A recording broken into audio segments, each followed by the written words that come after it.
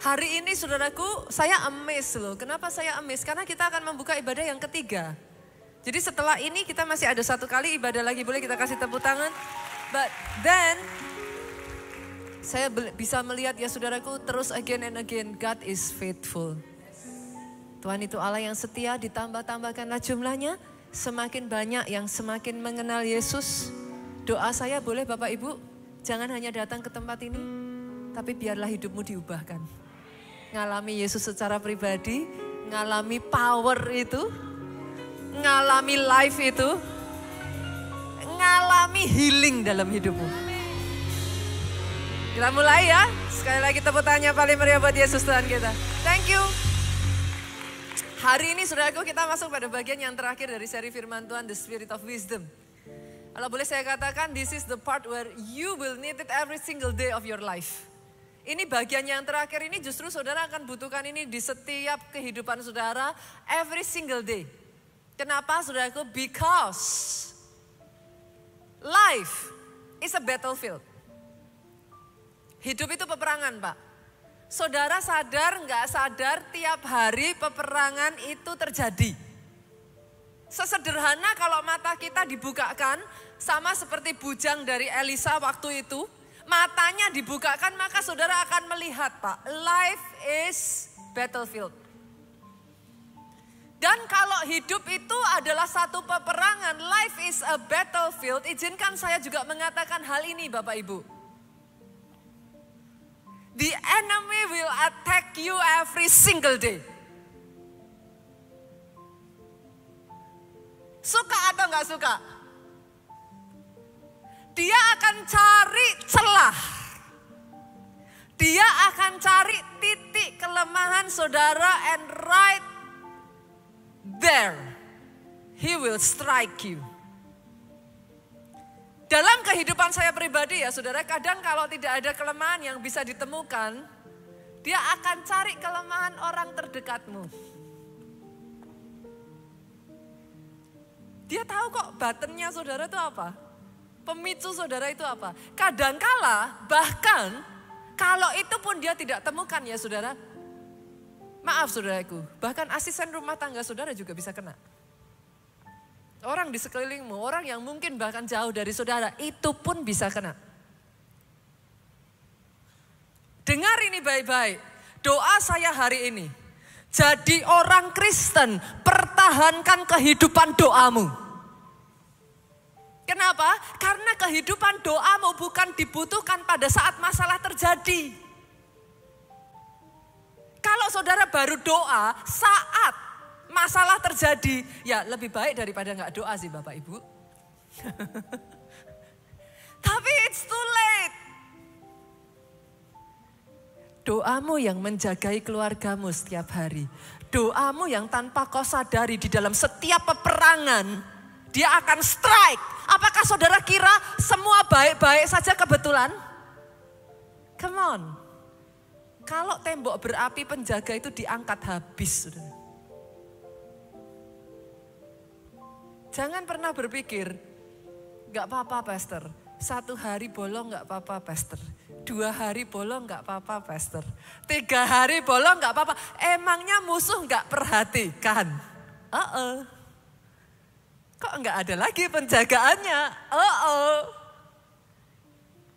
Every single day is battlefield. Dan dengar ini Bapak Ibu, akan selalu ada Goliat-Goliat.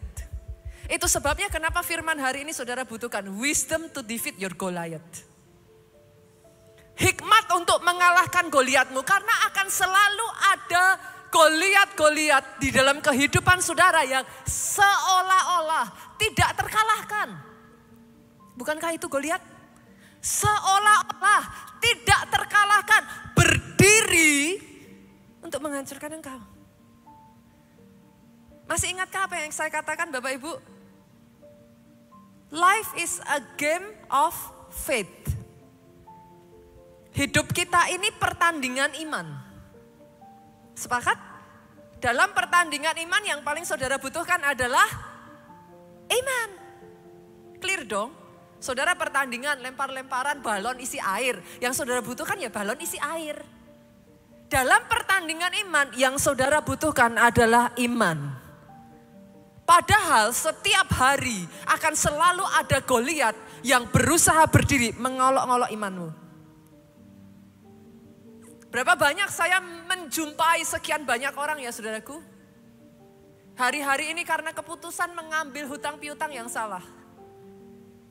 Every single day itu Goliat berdiri loh. Dan mengolok-olok di depan loh saudara. Saudara seperti kayak seolah-olah tidak berdaya, tidak bisa melakukan apa-apa. Berapa banyak orang-orang yang saya tahu ya saudaraku. Di masa-masa kemarin pandemi ya saudara. Oh imannya goyah loh. Kenapa? Every single day Goliat sakit penyakit itu berdiri dan berkata, mana Tuhanmu? Kalau Tuhanmu ada kenapa masih belum sembuh? Come on. Setiap kita punya Goliat dalam kehidupan kita. Itu sebabnya saya akan mengajak saudara melihat bagaimana anak muda seperti Daud membuat mesin perang tinggi 3 meter itu sujud di bawah kakinya. Come on. Bagaimana seorang Daud, a young shepherd boy, membawa mesin perang 3 meter tingginya, tunduk di bawah kakinya. Kita baca ya saudaraku ya. Kita lihat ya. Kita lihat yuk. Kita buka ada dalam 1 Samuel. Pasalnya yang ke-17. Ayatnya yang ke-4 sampai ayatnya yang ke-7. Saya akan ajak saudara baca dari terjemahan bahasa Indonesia masa kini. Nanti saudara mengerti why. Karena bahasanya beda saudara. Terjemahan bahasa Indonesia masa kini ini memudahkan saudara memahami. Ayat ini ngomong gini. Maka seorang jago berkelahi yang bernama Goliat. Terjemahannya lebih enak ya, jago berkelahi. Kalau saya boleh ngomong, saya tidak akan menyebut Goliat itu sebagai jago berkelahi. Dia mesin perang, saudara. Dia berasal dari kota Gad, keluar dari perkemahan Filistin untuk menantang orang Israel. Tingginya kira-kira 3 meter. Ada di sini yang tingginya 2 meter? Kalau ada boleh angkat tangan. I don't think so. Oke. Untuk membantu saudara memahami kenapa terjemahan Indonesia masa kini, karena kalau di terjemahan aslinya enggak akan disebut 3 meter. Ada ukuran yang tidak saudara mengerti. Terjemahan ini memampukan kita, memudahkan kita membayangkan, oh 3 meter. Kayak apa kira-kira 3 meter? Boleh dimunculkan multimedia? Silakan. Nah saudaraku.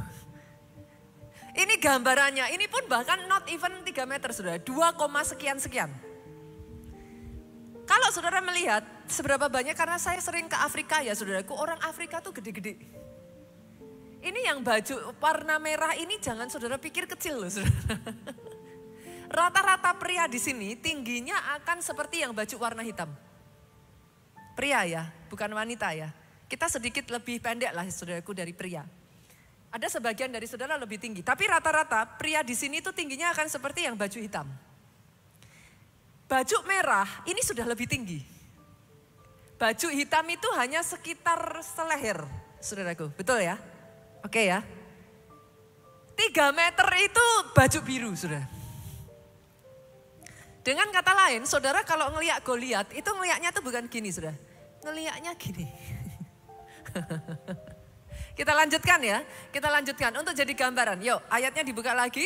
Tingginya kira-kira 3 meter. Ayat yang kelima, ia memakai topi tembaga dan baju perang tembaga yang beratnya kira-kira 57 kilogram. Ibu-ibu ada di sini yang beratnya 57 kilogram, nggak usah ngaku. Gini aja deh, yang beratnya kurang dari 57 kilogram angkat tangan. Nah ini lebih seneng kan saudaraku kalau saya lebih langsing gitu kan. Kalau dibilang 57 kilogram kan aduh pasar gitu kan. Nah kebayang gak saudaraku 57 kilogram itu cuman bajunya. Artinya saudara yang beratnya di bawah itu semudah ngelemparin baju dia akan pegang saudara. Make sense saudaraku? Make sense dong saudara kalau pakai baju apa gitu kan gak mungkin saudara. Saudara pakai baju ya pakai baju aja kan. Bajunya 57 kilo. In case ada saudara yang di bawah 50 kilo. Semudah itu saudaraku. Saya lanjutkan. Ayat ini berkata kakinya dilindungi oleh penutup kaki dari tembaga. Coba lihat dong sepatu saudara. Ibu-ibu yang pakai high heel, udah berat nggak kalau jalan? Sepatunya dari tembaga Bapak Ibu. Jadi bukan high heel saja, dia dari tembaga dan tidak disebut berapa beratnya saudara di sana. Di bahunya ia memanggul lembing tembaga. Once again, tembaga lagi saudara. Gagang tombaknya sebesar kayu pada alat tenun. Multimedia nanti ibadah berikut boleh dicariin nggak gambar alat tenun saudara. Supaya Bapak Ibu nanti bisa mengerti. Alat tenun tuh gede saudara. Jangan kebayang gagangnya seperti sapu ya Bapak Ibu. Tidak seperti sapu. Gede. Dan di sini dikatakan bukan gagangnya ya saudaraku. Tapi mata tombaknya itu ujungnya saja. Itu 7 kilogram. 7 kilogram adalah berat bayi kurang lebih 6 bulan. Oke? Itu cuman ujungnya. Seorang prajurit berjalan di depannya dengan membawa perisainya. Goliat ini adalah gambaran segala sesuatu yang bisa digambarkan sebagai sesuatu yang mengerikan buat saudara. Saul itu bukan pendek loh Bapak Ibu. Alkitab mencatat kebanyakan orang Israel itu tingginya sebahunya Saul. Kalau sekarang mungkin ya Saul mungkin gak nyampe 2 meter lah ya, tapi plus minus saudaraku. Deket lah ke arah 1,8, 1,9 maybe. Kebayang gak saudaraku? Saul dan seluruh pasukan yang sudah terlatih itu mereka ketakutan. Pertanyaan saya kepada saudara, apa yang membedakan Daud? He is just a young shepherd boy, penggembala domba muda. Apa yang membedakan Daud? Nanti saudara baca ayatnya, dengerin nih saudaraku. Ketika demi didengar Daud, Goliat itu memaki-maki, mengolok-olok, menghina Allahnya. Lihat ini saudaraku. Roh Daud itu bangkit. Come on. Oh, itu sebabnya anak Tuhan harus berdoa setiap hari. Roh Daud itu bangkit. Ketika rohnya bangkit, Pak. Roh yang bangkit itu mengaktifkan imannya Daud. Come on. Iman itu perkara roh. Roh bangkit, iman bangkit Pak. Bersamaan iman bangkit. Ini yang membedakan Daud. Dia bisa berkata, I can beat you. Saya ulang ya saudaraku. Oh yes. Saul dengan tentara yang lain mereka terpaku. They cannot do anything. Tapi Daud berkata, I can beat you. Dan karena Daud berkata, yes I can beat you. Maka ayat 48 dan 50 ditulis. Kita lanjutkan. Kita buka di pasal yang sama saudaraku. Ayat 48 ngomong seperti ini.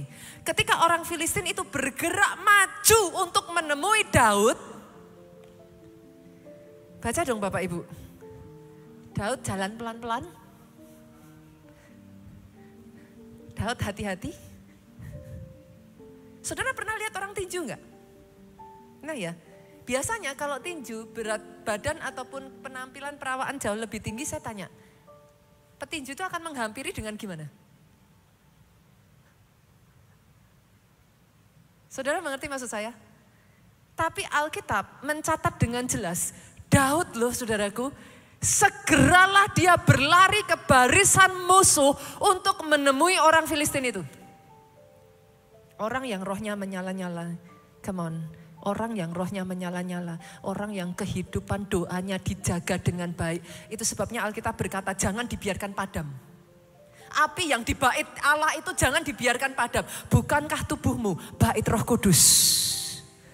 Api yang dibait itu jangan dibiarkan padam. Biarlah rohmu menyala-nyala dan layanilah Tuhan. Saya perkatakan biarlah rohmu menyala-nyala dan layanilah Tuhan. Saya perkatakan biarlah rohmu menyala-nyala dan layanilah Tuhan. Ayat 4 ayat 9 ngomong, lalu Daud memasukkan tangannya ke dalam kantongnya, diambilnya sebuah batu dari dalamnya, diumbannya, maka kenalah dahi orang Filistin itu. Sehingga batu itu terbenam ke dalam dahinya dan terjerumuslah ia dengan mukanya ke tanah. Dia jatuh ke depan, bam. Saya suka sekali ayat yang ke-50. Boleh kita baca sama-sama? Dengan suara keras ya Bapak Ibu ya. 2, 3, ayat yang ke-50 boleh dimunculkan. Multimedia. 2, 3. Demikianlah Daud mengalahkan orang Filistin itu dengan umban dan batu. Ia mengalahkan, diulang dua kali. Orang Filistin itu dan membunuhnya tanpa pedang What does it mean? Ayat 4 Pak sampai ayat 7 tadi gak berlaku. Mau Goliat 3 meter kayak mau bajunya 57 kilo. Mata tombaknya 7 kilo. It doesn't matter. Ayat 50 ini berkata, Daud mengalahkan orang Filistin itu dengan umban dan batu. Hari ini saya berdiri di depan saudara dan saya katakan ini kepada saudara. Yes, Goliatmu bisa dikalahkan. Saya nggak dengar tepuk tangan yang paling meriah dari tempat ini. Yes, Goliatmu bisa dikalahkan. Pernah kebayang nggak saudara? Let's say ya, Goliat hidup untuk mendengar sejarah diceritakan tentang dirinya. Itu malunya kayak apa saudara? Kenapa ayat ini mencatat tidak dengan pedang? Malu nggak sih saudara, mesin perang tinggi 3 meter, berat, bajunya aja 57 km, kalah hanya batu kali. Coba bayangin kalau saudara jadi Goliat, terus sejarah menyanyikan lagu tentang saudara, saudara tidak dikalahkan bahkan dengan pedang. Tapi batu kali, what a shame. Pastor, what's your point? Dengar ini saudaraku. Iman membuka, hikmat itu mengalir dalam kehidupan Daud. Apa yang tidak bisa dilihat oleh Saul dan bangsa Israel, Daud bisa lihat. Kenapa? Karena Saul dan bangsa Israel berkata, Pak, yang ini aku gak bisa kalahin. This one is unbeatable. I cannot do it. Berapa banyak engkau berkata atas masalahmu, Pastor, I cannot do it. Pastor, saya sudah tidak bisa apa-apa lagi, Pastor. Berapa banyak dari antara saudara berkata, Pastor, kayaknya saya mundur deh yang ini. Tapi ketika Daud, rohnya bangkit, imannya menyala, dia bisa berkata, I can beat you. Dan ketika dia berkata, I can beat you, semua keran hikmat dalam kehidupannya itu terbuka, hikmat Tuhan mengalir. Dia mulai melihat apa yang orang gak bisa lihat. Dan kali ini yang orang gak bisa lihat, dia ngomong, ada jalan. Bisa. It can be done. Bisa dilakukan. Itu sebabnya dia ambil batu kali itu dari kantongnya, saudaraku. Coba pernah terpikirkan gak sih saudaraku? Apa artinya coba kalau saat itu Goliat masih hidup, terus saudara keluarin. Terus Daud ditanya Saul, kamu mau ngalahin dengan apa? Terus dia bilang, ini. Coba bayangin deh saudara, apa artinya batu kali untuk mengalahkan Goliat? Come on. Wisdom membuat yang nothing jadi senjata pamungkas membalikkan keadaan. Oh, come on. Come on. Di tempat ini ada yang rohnya menyala-nyala. Biarlah rohmu menyala-nyala. Kenapa? Ketika apimu dibangkitkan. Saul boleh hebat Bapak Ibu. Prajurit-prajurit itu punya semua keahlian yang tidak dimiliki Daud. Tapi sorry.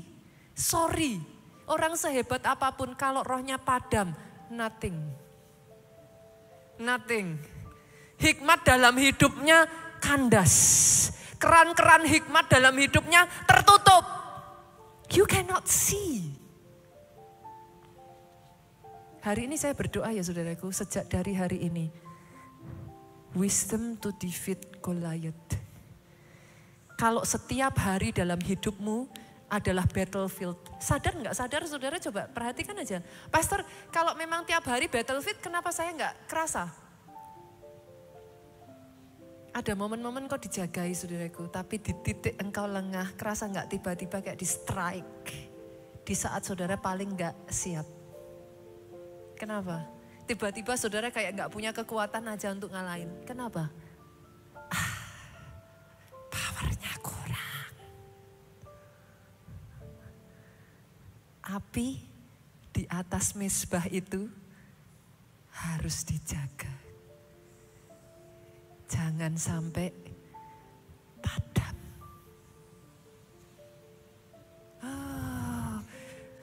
Kalau setiap hari adalah battlefield, izinkan saya katakan ini Bu.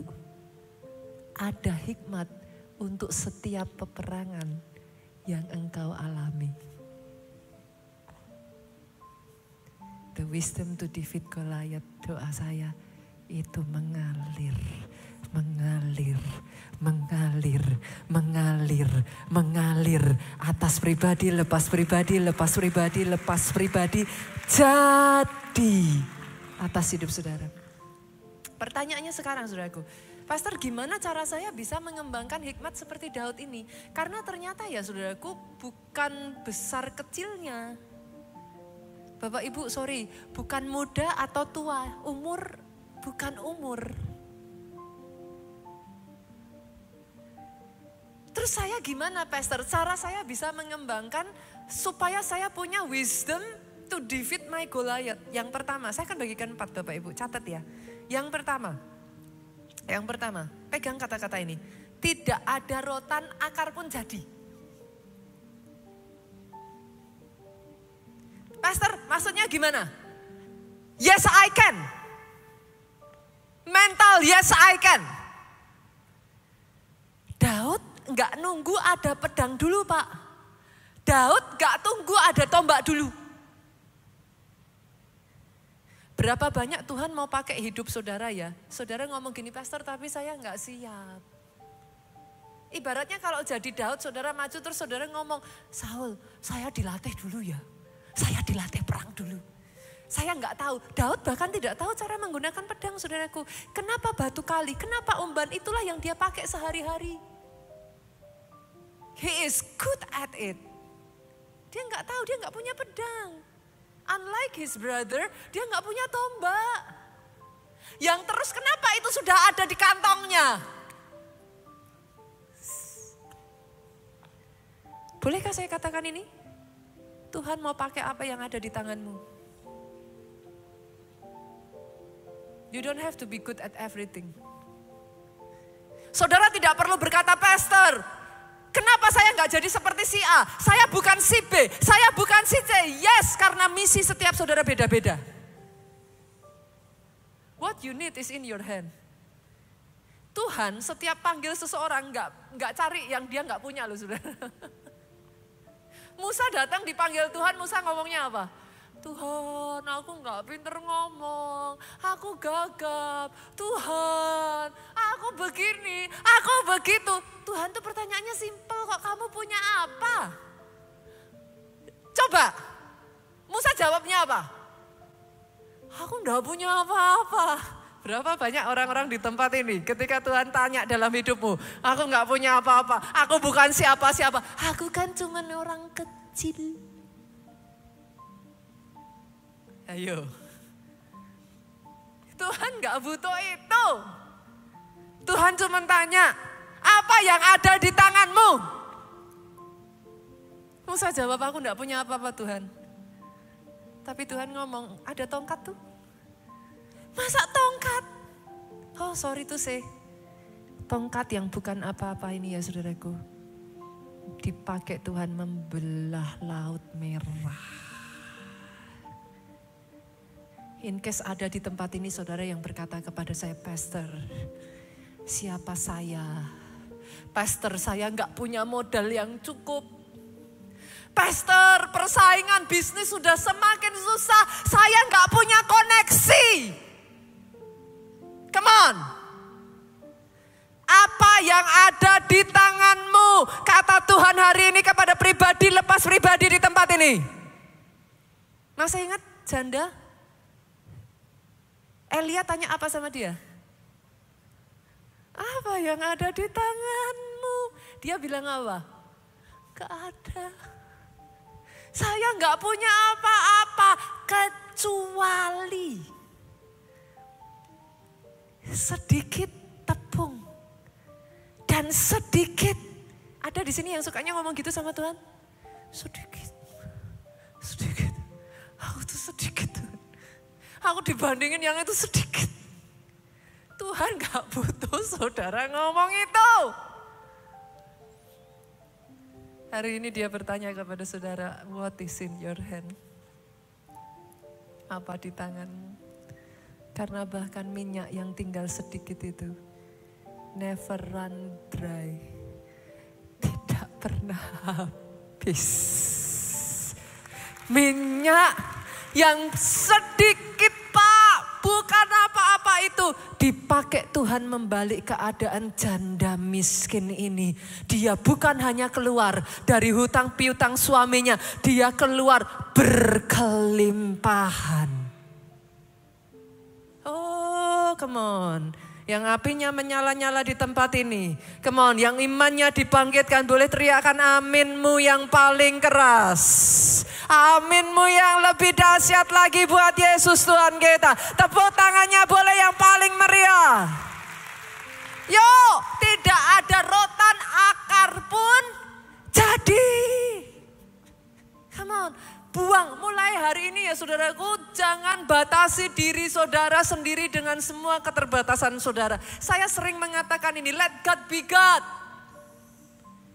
If you believe He is God, let Him be one.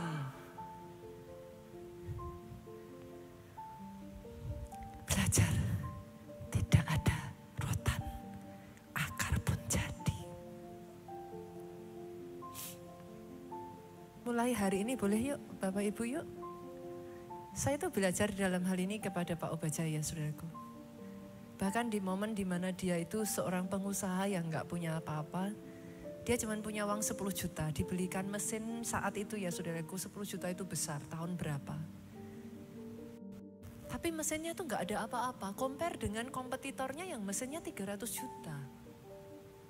Tapi selama saudara sudah ngomong dalam diri saudara, yang ini gak bisa dikalahkan. Itu keran-keran hikmat itu berhenti loh saudara. Ya sudah saudara freeze aja kayak bangsa Israel, kayak Saul. Keran-kerannya itu tertutup. Hanya ketika saudara bisa berkata, I can beat you. Itu keran itu nyala saudara. Air hikmat itu ngalir. Tiba-tiba saudara bisa ngelihat, Pastor Obaja punya 10 juta. Dia ikut expo Pak. Expo yang jual mesinnya 300 juta. Teknisi-teknisinya kan gak tahu saudara punya uang berapa. Tanya-tanya aja dengan pede. Banyak orang mau tanya aja takut loh. Ngeper loh. Udah tanya, nanti kalau gak jadi beli, ya gak apa-apa. Saya tuh menemukan dalam kehidupan suami saya Pak Jo ya saudaraku. Sering kali ya Tuhan menunjukkan kepada saya. Tahukah saudara bagaimana Tuhan memberikan tempat-tempat yang permai. Bagaimana Tuhan memberkati gereja kita dengan begitu rupa ya saudaraku. Di kota Solo Project yang akan berjalan. Tahukah saudara apa yang dilakukan? Pak Jo itu paling sering ini. Tahu nih koordinator saudara. Jalan-jalan puter-puter Pak. Lihat tanah. Saya istrinya aja ngomong gini. Memangnya mau beli.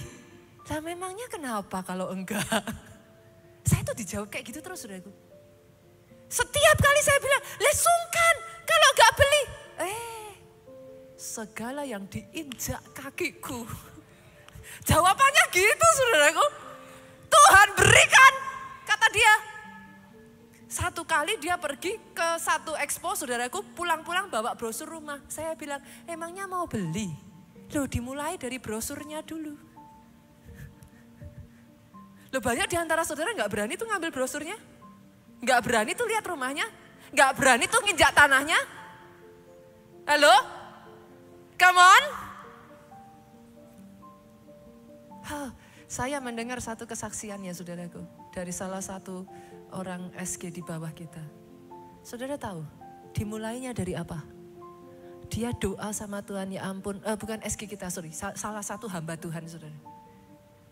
Satu kali dia datang, dia ngeliat loh.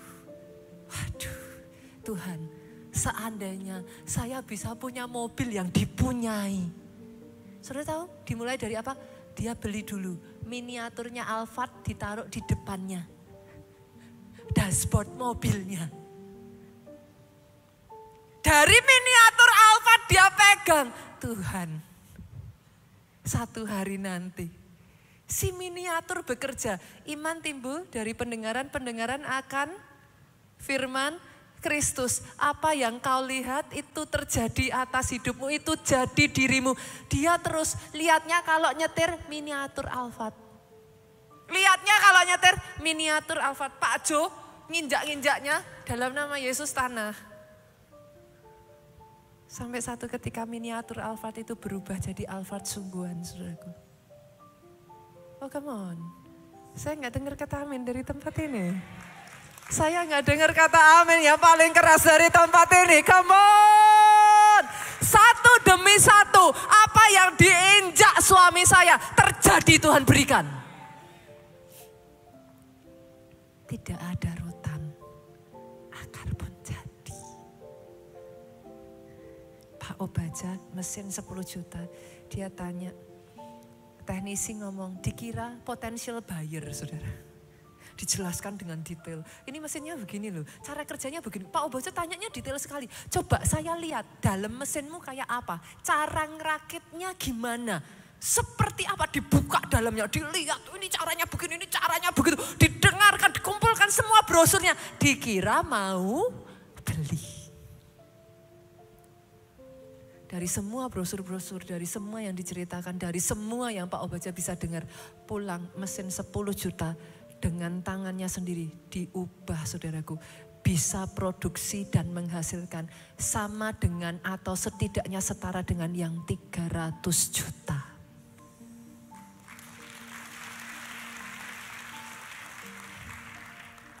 Tidak ada rotan, akar pun jadi. Kadang hikmat itu keluar dalam kondisi kepepet. Halo, boleh Bapak Ibu? Sejak dari hari ini kembangkan pola pikir itu. Jangan pernah berkata lagi, Pastor aku bukan anak siapa-siapa. Pastor aku bukan apa-apa. Pastor aku orang yang tidak ada ininya, tidak ada masa depannya. Stop! Watch out what you say. Hati-hati dengan perkataanmu, dalam perkataanmu ada kuasa. Apa salahnya sih saudara sama-sama ngomong bilang aku nih orang yang diurapi Tuhan. Ngomongnya jangan aku nih orang yang diurapi sih pastor, diurapi. Kayak tadi itu loh saudaraku, Daud tidak mendatangi Goliat dengan dia lari. Aku anak raja segala raja. So what? Berani. Yang kedua saudaraku, yang pertama tadi tidak ada rotan, akar pun jadi. Mengembangkan wisdom yang unconventional saudaraku, hikmat yang tidak biasa. Boleh nggak kembangkan kreativitas? By the way, Yesus kita tuh kreatif loh. Coba, penginjilan mana yang lebih kreatif dari Yesus? Zaman itu orang kalau khotbah, kita aja sekarang lah Pak, khotbah di mana? Gereja lah, bait Allah kan? Kalau zaman dulu bilangnya, Yesus khotbah di mana?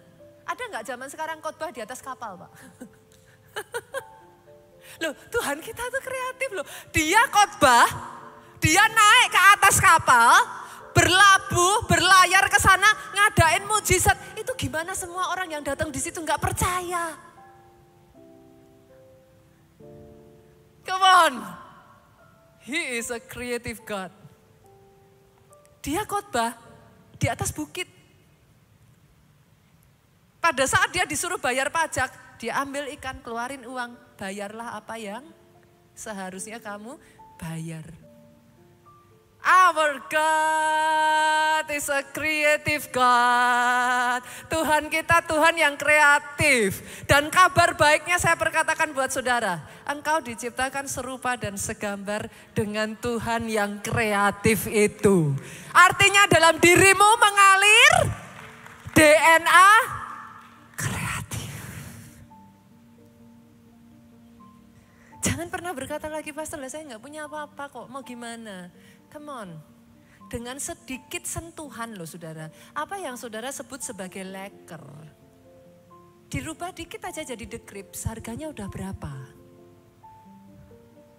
Coba. Loh sekarang saudara kalau beli leker tuh berapa toh? Berapa saudara leker? 2.000 aja dapat. 1.500 kemarin tuh saya ada pameran di bawah mall tuh. Masih dapat. Begitu namanya diganti. The Crips. Berapa tuh saudara bayar? Nah loh 20.000 aja belum tentu dapat sekarang. Paling murahnya udah berapa kan? Nah tuh 10 kali lipat. Saudara di sini keluar ngopi di pinggiran. Paling bayar berapa bapak-bapak? 5.000 dapat? Boleh ya? Ngopi pinggir ya. Sekarang Starbucks saudara diganti aja namanya. Dikasih sedikit diulek-ulek. Gimana lah caranya saudara? Starbucks saudara bayar berapa? Berapa kali lipat? Senggol kiri kanan, be kreatif. Be kreatif. Einstein itu ngomong ya, jangan mimpi. Saudara melakukan hal yang sama terus berharap hasil yang beda. Itu mimpi. Malah itu mujizat. Yang namanya kreatif, melakukan hal yang sama dengan cara yang berbeda. Come on. Saya dulu ya saudaraku, hal kecil lah. Kasih budget, waktu udah bertahun-tahun lalu, udah lama lah saudaraku. Dikasih budget, disuruh mengadakan Natal anak. Ditambahin, Natalnya yang spektakuler. Oke dong, kita kan pegang divisi anak, oke jalan. Oke jalan. Dikasih budget berapa? Ini zaman mungkin ada kali ya sudah 15, lebih mungkin 15 tahun yang lalu. Saya dikasih budget 500.000 saudaraku. Saya tanya saudara, mau diapain itu saudara? Natal anak spektakuler. Saya dikasih budget 500.000. Datang dong saya sama gembala sidang saudara. Which is happen to be my husband kan gitu saudaraku. Sama suami sendiri, saya komplain. Ini dikasih budget segini, Natal spektakuler, mau bikin apa? Saya bilang, saudara tahu suami saya dengan santainya jawab saya apa saudara? Pakai lutut. Saya disuruh doa saudara. Saya antara ini saudaraku, saya nego-nego tipis lah saudaraku, akhirnya dinaikin. Oke lah, dikasih 1.500.000. Saya tanya, kalau itu saudara apa yang akan saudara lakukan? Saudara bilang gak bisa? Saudara bilang omong kosong, saudara bilang saudara marah-marah, saudara berpikir negatif terhadap leader, saudara tidak melakukan apa-apa, saudara komplain, saudara do nothing, what will you do? Saya disuruh doa ya 1.500.000 tak bawa ke dalam doa saudara. Tuhan dikasih 1.500.000, terima kasih. Sama seperti 5 roti 2 ikan saya bawa di hadapan Tuhan saya. Beri aku hikmat-Mu Tuhan. Beri aku Tuhan. Oh hikmat untuk bisa mengerjakan. Anointing to get it done. That is the first you need to know. Saudara tahu apa yang saya lakukan dengan uang itu? Saya sulap satu gereja saudaraku, saya jadikan jungle. Saya berpikir ini Natal mau buat apa ya, biar anak-anak tertarik apa ya, dananya budgetnya kurang. Saya bikin jungle, saudara tahu kenapa? Lah budgetnya terbatas, saya kumpulin daun-daun di luar sungguhan saudara. Loh saya beneran, ranting-ranting apa yang sudah dibuang saya kumpulkan. Bukankah hikmat kadang datang saat kefefet? Tapi dengar ini saudara, be kreatif. Hari itu mereka berkata kepada saya, Pastor, ini dekor di mana? Wah, pasti mahal ya, Pastor. Saya cuman asal tahu aja, saudaraku. Kadang kalau kita ceritakan bumbu dapurnya, nggak terasa mujizatnya, saudara. Tapi ya mereka tidak tahu, teman-teman semua bekerja keras, saudara. Mereka kumpulkan satu demi satu. Mereka hias, mereka ubah. Benar-benar terasa seperti hutan, saudaraku. Satu ketika mulai kan, dipercaya lebih dong, saudaraku. Sharing visi kan, dipercaya lebih. Jangan pernah komplain dengan apa yang ada di tanganmu. Come on, come on. Jangan pernah komplain dengan apa yang ada di tanganmu. Yesus memberi contoh. Naikkan itu di dalam doa dengan ucapan syukur. Terima kasih Tuhan. Engkau sudah berikan di tanganku ini. Aku percaya Tuhan berikan hikmat. Apa yang sudah Tuhan berikan jadi terobosan. Next time lagi, dipercaya lagi saudara. Kali ini sudah membuktikan. Tambahlah budgetnya, tapi masih kecil. Terus saya mikir ini mau diapain ya kali ini ya Pas. Mau kita bikin apa ya? Tuhan kasih hikmat lagi. Under the sea. Anak-anak sukanya ini saudara. Under the sea. Lah Pastor terus gimana? Ikan hias harganya mahal. Saya kontak jemaat. Saya tahu ada kenalan yang punya toko ikan hias. Mau nggak promosi saya bilang. Tuh ikan-ikan hiasmu bawa semua ke gereja. Boleh dijual, boleh dipromoin. Taruh tuh nama-nama toko gede-gede.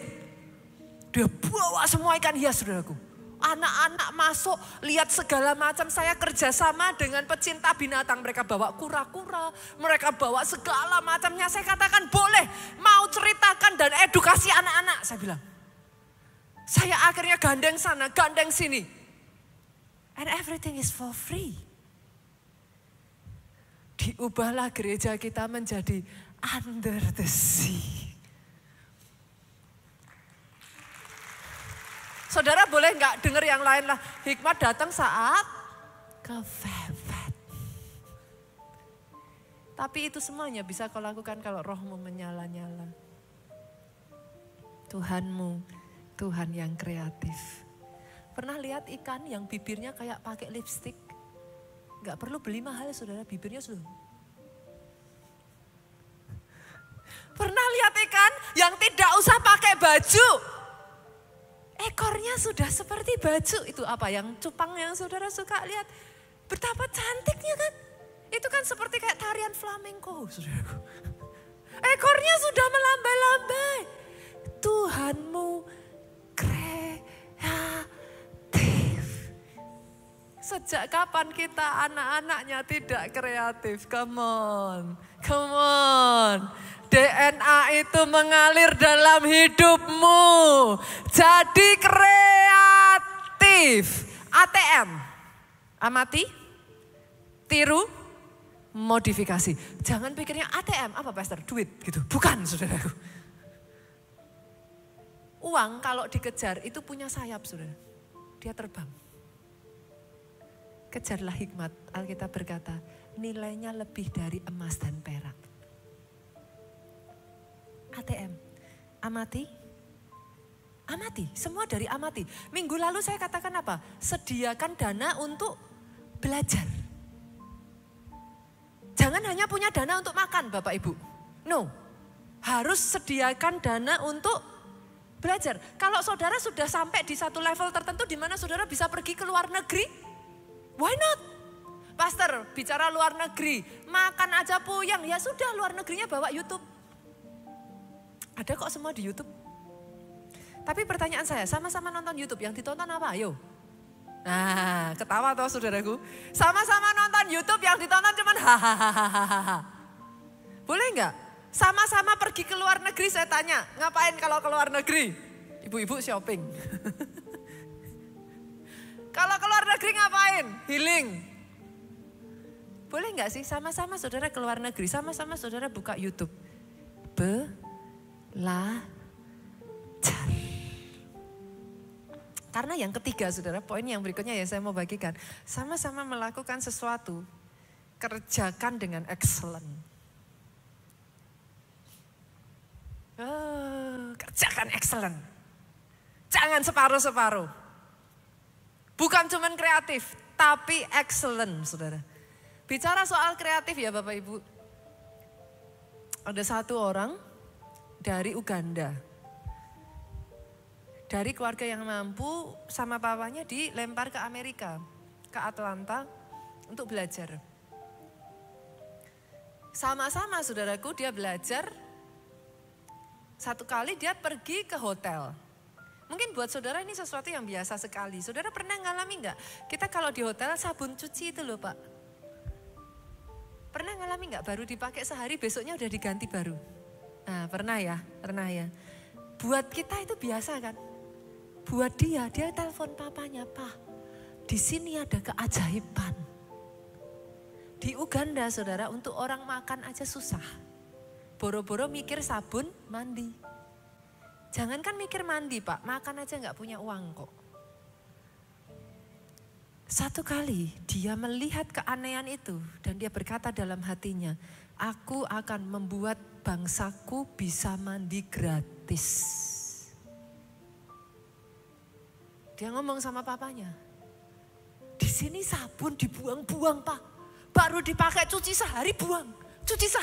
Dan kalau orang di luar negeri saudara harus tahu loh, dibuang tuh dibuang beneran saudara. Kadang beda ya, kita dibuang ada arti yang lain saudara. Kalau di sana tuh dibuang ya beneran dibuang, udah dibuang. 3 tahun berselang saudara, dia melihat fenomena itu. Dia mendirikan satu yayasan kemanusiaan. Dia utarakan, dia katakan idenya. Dia berkata kepada mereka, bangsaku gak bisa mandi. Bangsamu sabun dibuang-buang. Boleh enggak aku minta semua sabun yang kamu buang itu. Dalam waktu singkat 40 hotel menandatangani perjanjian. Terkumpul 50 ton sabun saudara. Dia bekerja sama dengan kargo saudaraku yang memang punya hati misi saudara. Dikirimlah 50 ton sabun itu saudaraku ke Uganda. Dikelola papahnya yang punya pabrik sabun. Dikelola sama papahnya saudaraku. Disterilkan lagi, dibikin baru lagi itu sabun-sabun yang sudah dibuang. Dari apa yang dia lakukan ini saudaraku. Dia membuat seluruh bangsanya mandi pakai sabun gratis. Boleh enggak saudara? Terjadi. Kreativitas. Dan sekali kau melakukan sesuatu, lakukan excellent. Lakukan excellent. Jangan malas. Jangan berkata, yang penting udah. Enggak. Kalau bisa, lakukan excellent. Saya tuh suka diprotes anak.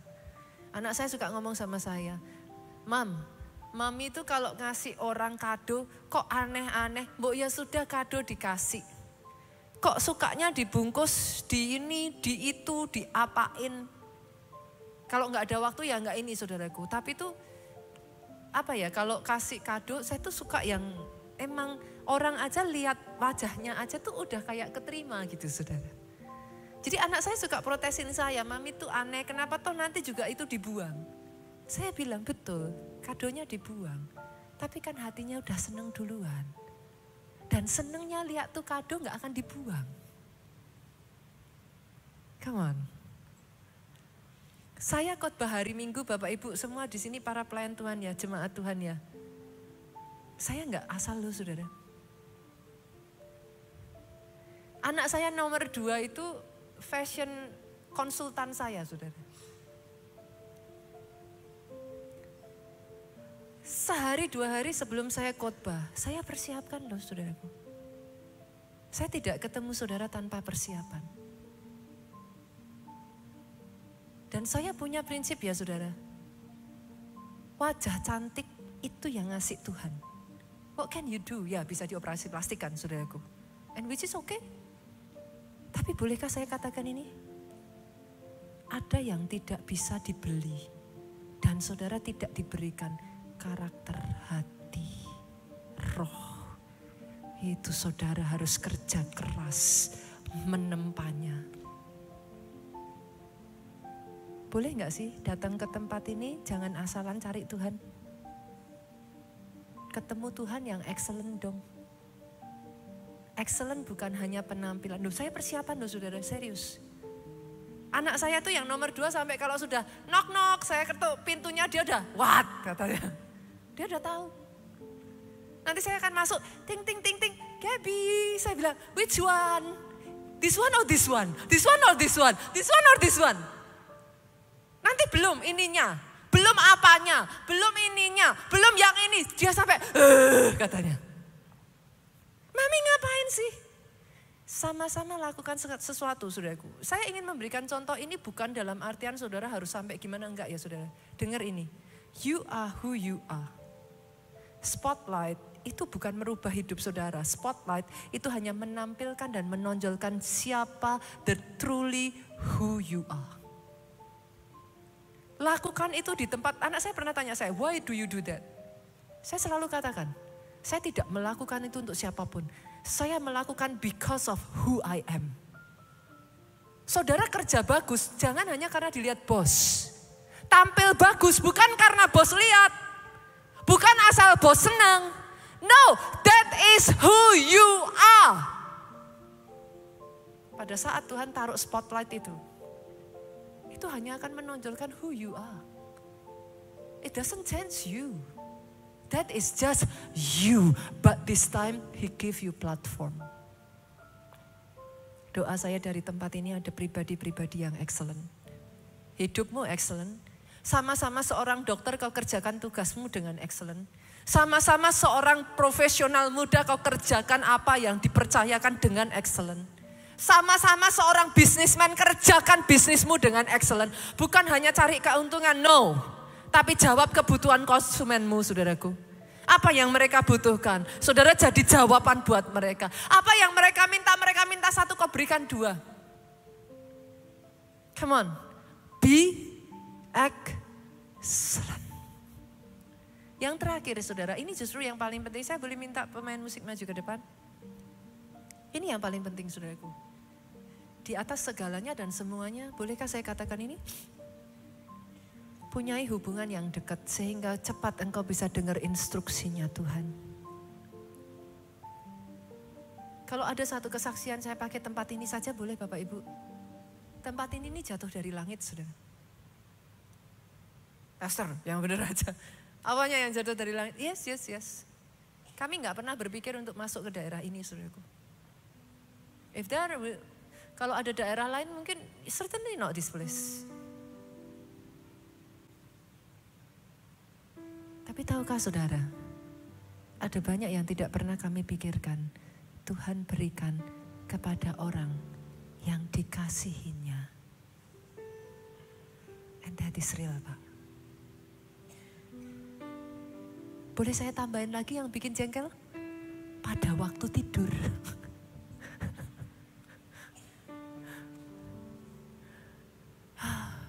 Boleh nggak atau jadi orang-orang yang dikasih Tuhan saudara?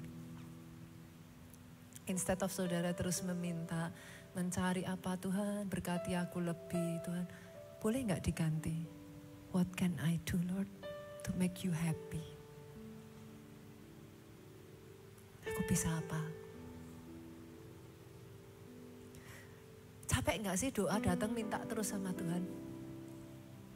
Sekali-kali dong. Tuhan, apa yang aku bisa kasih? Aku dikasih hidup, aku dikasih nafas. Aku dikasih semua yang baik. Apa yang aku bisa kasih?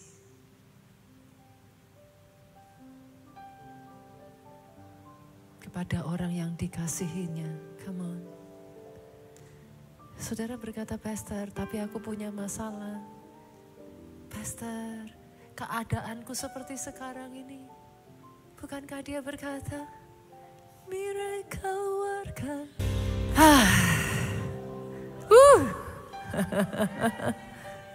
Even when you don't see it, he's working. Dia bekerja, saudaraku. Boleh nggak saya ajak, saudara? Karena kadangkala yang terjadi roh kita itu nggak cukup menyala. apinya padam. Jadi saudara nggak punya kekuatan lagi. Imannya loyo. Jadi saudara kayak melihat semua gelap. Sama seperti Saul dan musuhnya. Itu sebabnya dan pasukannya saudaraku. Itu sebabnya boleh nggak saya ajak keluarga Allah puasa lagi yuk. Coba senggol kiri kanan, saudara paham dong ada di gereja apa? Kita puasa 10 hari, coba senggol kiri kanan.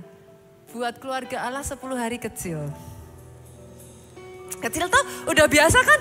50 hari udah pernah. 100 hari hajar. Kan banyak loh di sini yang saya dengar puasa, bahkan kemarin saya dengar kesaksian 7 bulan dia puasa. Ada lagi yang kesaksian 1 tahun puasa. Oh, sebagai akibatnya Tuhan kerjakan dahsyat karya Tuhan. 10 hari. Kita akan mulai puasa besok hari Senin.